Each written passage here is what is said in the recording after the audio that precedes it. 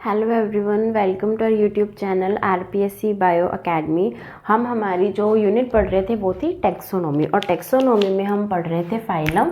हम आज स्टार्ट करेंगे फाइलम प्लेटीहेलमिन्थेस। फाइलम प्लेटीहेलमिन्थेस हमने आज स्टार्ट करना है। अगर हम बात करें फाइलम प्लेटीहेलमिन्थेस की, हेलमिन्थेस का मतलब होता है वर्म्स। हेलमिन्थेस का मतलब होता है वर्म्स, और प्लेटी वर्ड लिया गया है फ्लैट से, यानी इस फाइलम के अंदर ऐसे वर्म्स आएंगे जो कैसे हैं, जो कि है फ्लैट। ऐसे वर्म्स जो कि फ्लैट है, इसीलिए इसे क्या बोला जाता है, इस फाइलम को फ्लैट वर्म्स। इस फाइलम के मेंबर्स को फ्लैट वर्म्स भी कहा जाता है। अगर हम बात करें कि ये कैसे हैं, ये है फ्लैट, तो किस तरीके से फ्लैट है?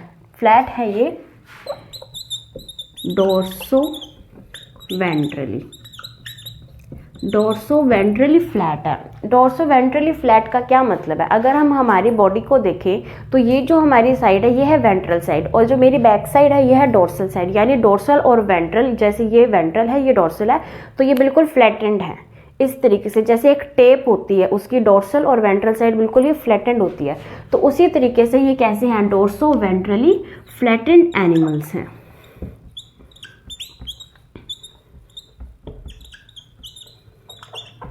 उसके अलावा हम जो अभी तक पढ़ते आ रहे हैं कि ये एनिमल्स कैसे होंगे, ये एनिमल्स होंगे एसिलोमेट। हमने पढ़ा था कि जो ट्रिप्लोब्लास्टिक है वो स्टार्टिंग कहाँ से होती है, वो स्टार्टिंग होती है प्लेटीहेलमिन्थेसिस से। तो ये कैसे होंगे, ये होंगे ट्रिप्लोब्लास्टिक। इनकी सिमेट्री होगी बायलेटरल सिमेट्री इनकी होगी, ठीक है। तो ये एनिमल्स कैसे हैं, डोर्सोवेंट्रली फ्लैटेंड एनिमल्स। ये एसिलोमेट है, ये ट्रिप्लोब्लास्टिक है, इनकी बायलेटरल सिमेट्री है। उसके बाद हम बात करें हेलमिन्थेस की, तो अभी हम एस्केलमिन्थेस भी पढ़ेंगे, प्लेटीहेलमिन्थेस के जस्ट नेक्स्ट वही है। तो हेलमिन्थेस की जो स्टडी होती है उसे क्या बोला जाता है, हेलमिन्थोलॉजी। हेलमिन्थेस की स्टडी को बोला जाता है हेलमिन्थोलॉजी, ठीक है। हमने क्या पढ़ा, ये कैसे हैं, ये है डोर्सोवेंट्रली फ्लैटेंड, एसिलोमेट है, ट्रिप्लोब्लास्टिक है, बायलेटरल सिमेट्री है। उसके बाद हम बॉडी प्लान की बात करेंगे, तो इनके अंदर बॉडी प्लान आएगा ब्लाइंड सैक बॉडी प्लान इनके अंदर पाया जाएगा। और अगर हम बॉडी ऑर्गेनाइजेशन की बात करेंगे तो वो पाया जाएगा ऑर्गन ग्रेड।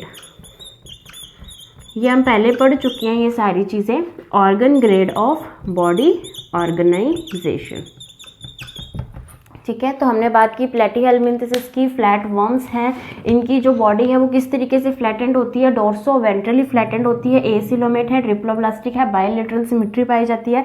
बॉडी प्लान कैसा है, ब्लाइंड सैक। ब्लाइंड सैक का मतलब है कि यहाँ पर जो है एनस वो एब्सेंट होगी, माउथ और एनस सेम ही होते हैं, एनस के लिए स्पेशल कोई ऑर्गन प्रेजेंट नहीं होता, और organ grade of body organisation है, ठीक है।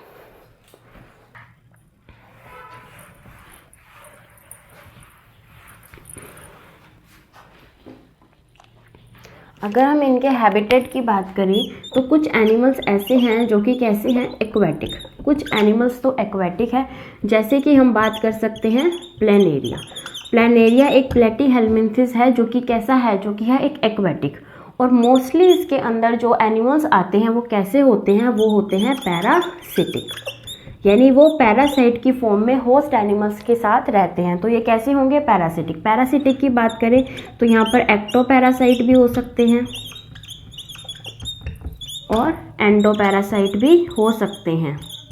एक्टो एंड एंडोपैरासाइट मोस्टली कैसे होंगे, मोस्टली होंगे पैरासिटिक। एक्वेटिक बहुत ही कम होंगे। एक्वेटिक वो होंगे जो कैसे होंगे, जो होंगे प्रिमिटिव, यानी जो पुराने होंगे, जो प्रिमिटिव होंगे, जो ज़्यादा एडवांस्ड नहीं है, वो एनिमल्स किसके कैसे होंगे, एक्वेटिक। लेकिन जैसे जैसे इवोल्यूशन होता गया वैसे वैसे इनकी फॉर्म कैसी होती गई, पैरासिटिक। पैरासिटिक के अंदर एक्टो भी हो सकते हैं, एंडो भी हो सकते हैं। एक्टो पैरासिटिक यानी होस्ट के ऊपर रहने वाले ऐसे एनिमल्स, जैसे इसके अंदर अगर हम एग्जांपल लें तो हम कह सकते हैं डिप्लोजोन्स। तो डिप्लोजोन्स ऐसे प्लेटीहेल्मिन्थेस हैं जो कि पैरासाइट की फॉर्म में तो है, लेकिन ये होस्ट एनिमल्स के ऊपर रहते हैं, उनकी सरफेस पर रहते हैं। लेकिन कुछ पैरासाइट ऐसे होते हैं जो कि एंडो होते हैं, यानी एंडो मतलब उसकी होस्ट की बॉडी के अंदर रहने वाले एनिमल्स एंडो पैरासाइट होते हैं, जैसे कि टीनिया सोलियम। ये हमारे सिलेबस में दिया भी हुआ है, टीनिया सोलियम, जैसे कि लीवर फ्लूक। ये एनिमल्स, ये प्लेटीहेल्मिन्थेस ऐसे हैं जो कि होस्ट की बॉडी के अंदर रहते हैं, तो इन्हें क्या बोला जाता है? एंडोपैरासाइट। कुछ ऐसे हैं जो ऊपर रहते हैं जैसे कि डिप्लोजोन्स, कुछ ऐसे हैं जो कि पानी में जो एक्वेटिक ही रहते हैं, वो है जैसे कि प्लेनेरिया। ठीक है, अभी हम चलते हैं कि अगर हम इसके लोकोमोशन की बात करें, अगर हम बात करें लोकोमोशन की, तो यहाँ पर लोकोमोटरी ऑर्गन अगर कोई स्पेसिफिकली बोले तो नहीं है।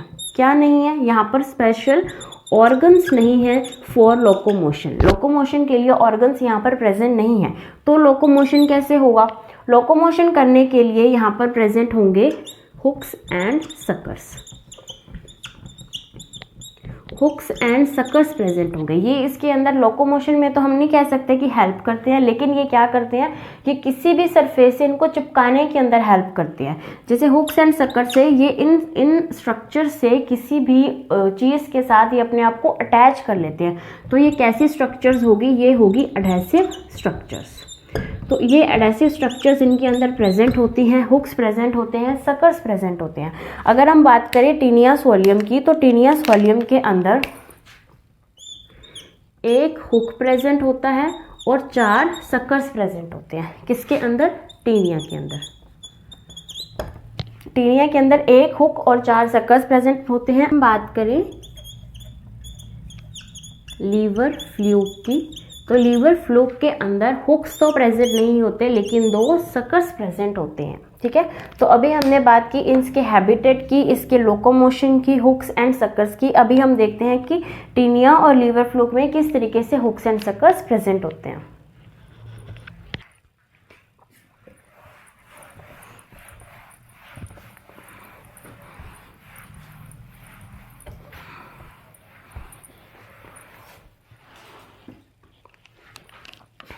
अगर हम बात करें टीनिया सोलियम की,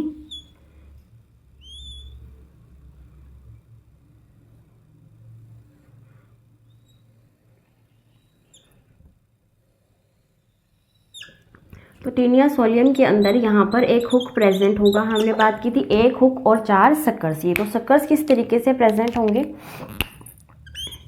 एक सकर यहाँ प्रेजेंट होगा, एक सकर यहाँ प्रेजेंट होगा, एक सकर इस साइड प्रेजेंट होगा और एक इसके वेंट्रल साइड के अंदर प्रेजेंट होगा। तो इस तरीके से इसके अंदर 4 सकर्स प्रेजेंट होते हैं और एक हुक प्रेजेंट होता है।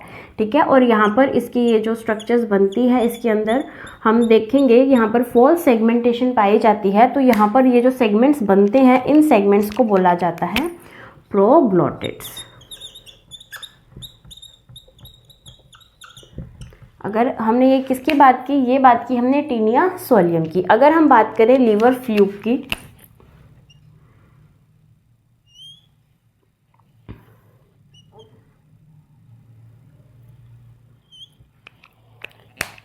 लीवर फ्लूक के अंदर एक सकर यहाँ प्रेजेंट होता है जिसे बोला जाता है एंटीरियर सकर, और एक सकर इस वेंट्रल साइड के अंदर पाया जाता है, इसे बोला जाता है वेंट्रल सकर। और इस वेंट्रल सकर को बोला जाता है एसिटैब्यूलम। एक वेंट्रल सकर और एक एंटीरियर सकर प्रेजेंट होता है किसके अंदर? लीवर फ्लूक के अंदर। और लीवर फ्लूक के अंदर हमें ये स्ट्रक्चर्स भी देखने को मिलती हैं, जिसे कि हम कहते हैं प्रोटोनेफ्रिडिया, जो कि क्या है? एक्सक्रीटरी ऑर्गन्स हैं। ये क्या है? प्रोटोनेफ्रिडिया, सोलेनोसाइट्स, फ्लेम सेल्स, ये सारे इसी के ही नेम है। ठीक है, उसके बाद हम बात करें, हमने बात की प्रोग्लोटिड्स की। यहाँ पर हमने टीनिया सोलियम के अंदर बात की कि इसके अंदर जो फॉल्स सेगमेंटेशन पाया जाता है, तो उन सेगमेंट्स को क्या बोला जाता है? प्रोग्लोटिड्स कहा जाता है। अब इन प्रोग्लोटिड्स का बनना क्या कहलाता है? प्रोग्लोटिड्स की फॉर्मेशन, इस प्रोग्लोटिड्स की फॉर्मेशन को बोला जाता है स्ट्रोबिलाइजेशन। प्रोग्लोटिड्स की फॉर्मेशन को बोला जाता है स्ट्रोबिलाइजेशन। और प्रोग्लॉटिड्स का रिमूवल, यानी बॉडी से एक प्रोग्लॉटिड को रिमूव करना, एक प्रोग्लॉटिड को यहाँ से इस तरीके से रिमूव करना, रिमूवल ऑफ प्रोग्लॉटिड्स, ये कहलाता है एपोलाइसिस। इस एपोलाइसिस से जो है हमारे क्वेश्चन आ चुका है ग्रेड 1 2011 में, यहाँ से क्वेश्चन आ चुका है कि एपोलाइसिस क्या होता है। एपोलाइसिस होता है कि एक मैच्योर प्रोग्लॉटिड को ग्रेविड प्रोग्लॉटिड भी कहा जाता है, कि एक ग्रेविड प्रोग्लॉटिड का इसकी बॉडी से अलग होना, रिमूव होना, उसे क्या बोला जाता है, एपोलाइसिस। और ये क्वेश्चन ग्रेड 1 2011 के अंदर आया हुआ है। हमने बात की थी टीनिया सोलियम की, जिसके अंदर 1 हुक और 4 सकर्स प्रेजेंट होते हैं। हमने बात की लीवर फ्लूक की, जिसके अंदर 2 सकर्स प्रेजेंट होते हैं और जो हुक है वो एब्सेंट होता है। ठीक है, अभी हम इससे आगे चलते हैं।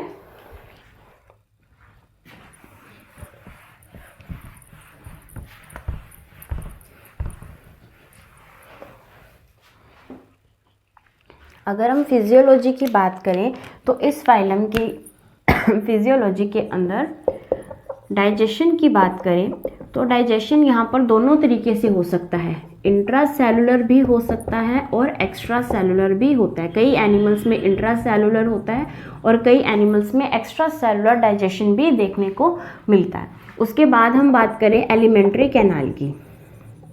हमने पहले ही कहा था कि जो इसके अंदर ब्लाइंड सैक बॉडी प्लान होता है, ब्लाइंड सैक बॉडी प्लान का मतलब है कि यहाँ पर एनस एब्सेंट होगी, और अगर यहाँ पर एनस एब्सेंट होगी तो ये किस तरीके की एलिमेंट्री कैनाल होगी, ये होगी इनकम्प्लीट। एलिमेंट्री कैनाल यहाँ पर कैसी है, इनकम्प्लीट एलिमेंट्री कैनाल यहाँ पर देखने को मिलती है। उसके बाद अगर हम बात करें सेगमेंटेशन की, अभी हमने देखा कि यहाँ पर सेगमेंटेशन कैसा पाया जाता है। सेगमेंटेशन यहाँ पर सही तरीके से नहीं होता, यानी ट्रू सेगमेंटेशन नहीं पाया जाता। तो सेगमेंटेशन कैसा होगा, फॉल्स सेगमेंटेशन। कैसा होगा, स्यूडो सेगमेंटेशन। ठीक है, तो फॉल्स और स्यूडो या हम कह सकते हैं सुपरफिशियल। तो यहाँ पर ट्रू सेगमेंटेशन एब्सेंट होता है, उसे कहते हैं फॉल्स सेगमेंटेशन, स्यूडो या फिर सुपरफिशियल तरीके से सेगमेंटेशन पाया जाता है। क्या ये सेगमेंटेशन प्रॉपर पूरे प्लेटीहेलमिन्थेस में पाया जाता है, तो नहीं, सिर्फ और सिर्फ सिस्टोडा क्लास के अंदर, सिस्टोडा क्लास में ही स्यूडो सेगमेंटेशन पाया जाता है, क्योंकि ये एक एडवांस कैरेक्टर है तो इससे पहले ये नहीं पाया जाएगा। तो जो सेगमेंटेशन है ये एक सिस्टोडा क्लास प्लेटीहेलमिन्थेस की सिर्फ सिस्टोडा क्लास के अंदर ही पाया जाएगा। इसकी जो 2 क्लासेस हैं ट्रेमेटोडा एंड टर्बिलेरिया के अंदर सेगमेंटेशन पाया ही नहीं जाता, और इससे आगे सेगमेंटेशन स्टार्ट हो जाएगा। ठीक है, तो हमने बात की सेगमेंटेशन की। अगर हम बात करें रेस्पिरेशन की, तो रेस्पिरेशन यहाँ पर एरोबिक भी हो सकता है और यहाँ पर एनएरोबिक भी हो सकता है। ये डिपेंड करेगा इसके हैबिटेट के ऊपर। कैसे कि अगर कोई एनिमल वाटर के अंदर प्रेजेंट है, जैसे कि प्लेनेरिया, तो वो एरोबिक तरीके से रेस्पिरेशन कर सकता है। लेकिन अगर कोई एनिमल पैरासिटिक है, अगर कोई एनिमल पैरासिटिक है तो वो एनएरोबिक तरीके से ही रेस्पिरेशन करेगा, क्योंकि वो होस्ट के ऊपर या होस्ट के अंदर रहेगा। स्पेशली अगर हम बात करें तो हम यहाँ पर लिख सकते हैं एंडोपैरासाइट। तो इससे हम कह सकते हैं जैसे कि जो टीनिया सोलियम है, जो लीवर फ्लूक है, अगर हम इनकी रेस्पिरेशन की बात करें तो ये किस तरीके से रेस्पायर करेंगे, एनएरोबिकली। और ये क्वेश्चन तो आ भी रखा है कि टीनिया सोलियम किस तरीके से रेस्पायर करता है। ये क्वेश्चन भी ग्रेड 1 2011 में आया हुआ है। ठीक है, तो हमारे लिए ये भी इंपॉर्टेंट हो जाता है कि एनएरोबिक रेस्पिरेशन टीनिया सोलियम करते हैं। अगर यही यहाँ पर प्लेनेरिया की बात की जाए, है दोनों ही सेम फाइलम के, लेकिन इनका रेस्पिरेशन अलग अलग है। ठीक है,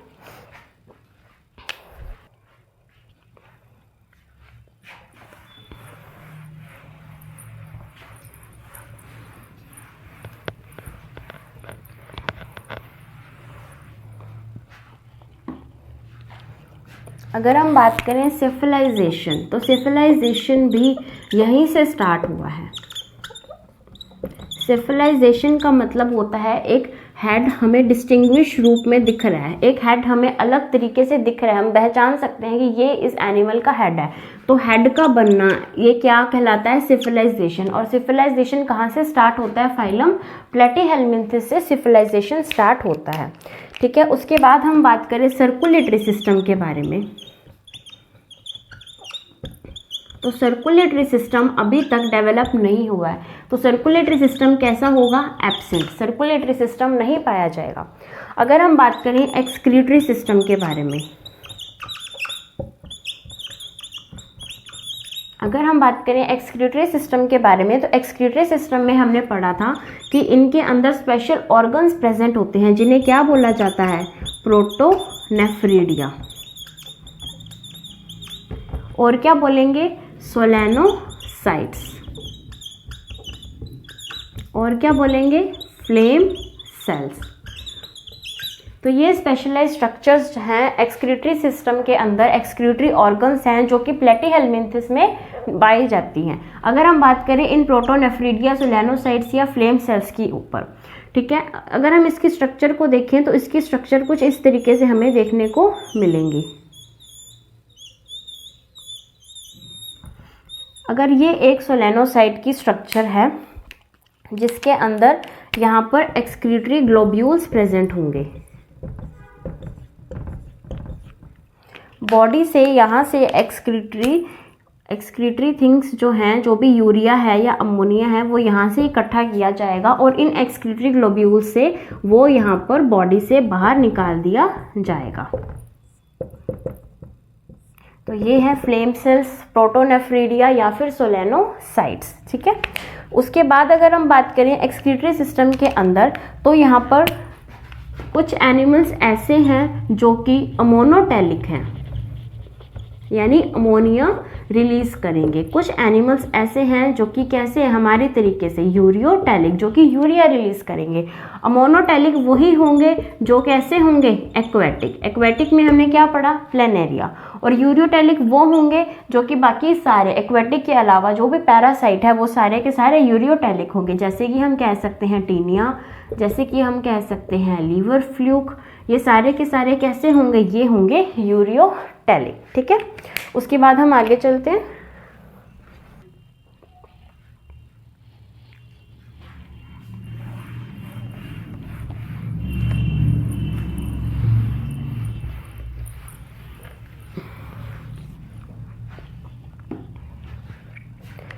उसके बाद अगर हम बात करें नर्वस सिस्टम की,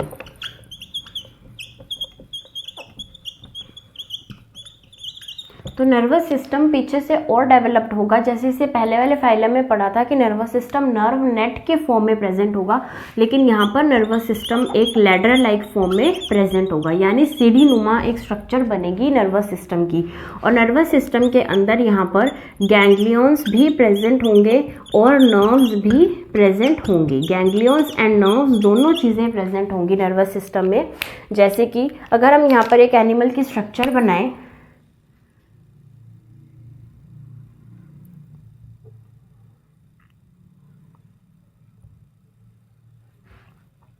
अगर हम एक एनिमल की स्ट्रक्चर बनाएं यहाँ पर, तो यहाँ पर कुछ इस तरीके से सेरिब्रल गैंग्लिया प्रेजेंट होंगे और पूरी बॉडी में इस तरीके से नर्व कॉर्ड प्रेजेंट होंगे।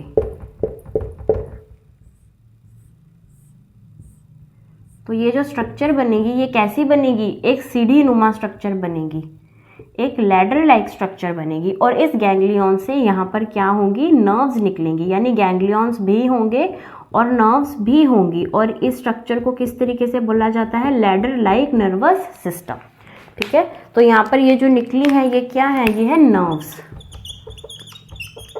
ये है सेरिब्रल गैंग्लियन, यानी गैंग्लियन और नर्व्स दोनों मिलकर क्या बनाते हैं? दोनों मिलकर बनाते हैं नर्वस सिस्टम, ठीक है। उसके अलावा अगर हम बात करें कि यहाँ पर एक स्ट्रक्चर पाई जाती है बॉडी वॉल के ऊपर, तो अगर हम बात करें इसकी बॉडी वॉल, इसकी बॉडी वॉल बनी होती है एपिडर्मिस की। ये एपिडर्मिस कैसी होती है? ये एपिडर्मिस होती है मल्टी न्यूक्लिएट और इसे हम क्या बोलते हैं? सिनसिशियल। सिनसिशियल का मतलब ही क्या होता है? Multi nucleate. तो इसकी एपिडर्मिस कैसी होगी? सिनसिशियल, या हम कह सकते हैं मल्टी न्यूक्लिएट। तो इस एपिडर्मिस के ऊपर एक टेग्यूमेंट स्ट्रक्चर प्रेजेंट होती है। यहाँ पर कौन सी स्ट्रक्चर प्रेजेंट होती है? ये टेग्यूमेंट नाम की एक स्ट्रक्चर प्रेजेंट होती है जो कि एपिडर्मिस सिक्रेट करती है। तो ये टेग्यूमेंट का क्या काम है? ये टेग्यूमेंट का काम है कि ये इसकी पूरी बॉडी को प्रोटेक्ट करती है। किससे प्रोटेक्ट करेगी? From digestive enzymes of host. अब जब ये सारे पैरासाइट हैं, मोस्टली पैरासाइट हैं, तो होस्ट की बॉडी के अंदर ही रहेंगे। तो जो होस्ट है, उस होस्ट के डाइजेस्टिव एंजाइम से ये डाइजेस्ट ना हो पाए, तो इनकी डाइजेस्टिव एंजाइम्स का इफेक्ट को रोकने के लिए अपने ऊपर एक टेग्यूमेंट नाम की स्ट्रक्चर बना लेते हैं, या इसकी जो एपिडर्मिस है वो क्या करती है? रिलीज करती है टेग्यूमेंट। तो इनकी बॉडी के ऊपर एक वॉल प्रेजेंट होती है, एक लेयर प्रेजेंट होती है किसकी? टेग्यूमेंट की, जो कि इनको प्रोटेक्ट करती है होस्ट के डाइजेस्टिव एंजाइम से, जिससे कि ये होस्ट की बॉडी के अंदर जिंदा रह सके। तो अभी प्लेटीहेल्मिन्थेस के बारे में अभी हमने इसका रिप्रोडक्शन भी पढ़ना है, अभी हमने इसकी क्लासिफिकेशन भी पढ़नी है, वो हम नेक्स्ट लेक्चर में पढ़ेंगे। हमारे कोई फैमिली फंक्शन होने की वजह से हमारी क्लासेस बहुत ही इरेगुलर हो गई थी, लेकिन आज से हमारी क्लासेस रेगुलर होंगी और अब हम इस पूरी यूनिट को जल्दी से जल्दी ख़त्म करेंगे। Thank you.